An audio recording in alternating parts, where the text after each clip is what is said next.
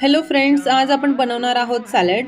So ह्याच्यासाठी गाजर, काकडी, अर्ध कापलेलं बीट, लिंबू, मसाल्यांमध्ये धनेपूड आणि तिखट, मीठ आणि चाट मसाला एवढं साहित्य लागणार आहे. सो असं गाजर तुमच्या इच्छेप्रमाणे 2 घ्यायची तर 2, 1 घ्यायचं तर 1 असं बारीक बारीक चॉप करून घ्यायचं. त्यानंतर काकडी बारीक बारीक चॉप करून घ्यायची. साईज तुमच्या इच्छेप्रमाणे तुम्हाला जशी हवी असेल तशी, पण बारीक कापलं तर छान लागतं, सगळे मसाले वगैरे स्प्रेड होतात छान.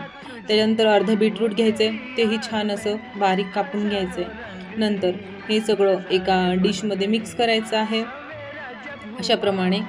आणि त्याच्यामध्ये नंतर आपल्याला टाकायचं आहे लेमन. तुमच्या ह्याच्याप्रमाणे टाकायचे, तुम्हाला जास्त लेमन आवडत असेल तर जास्त टाकू शकतात. आणि आपण स्टार्टिंगला जे दाखवले होते मसाले ते सगळे त्याच्यामध्ये टाकायचे.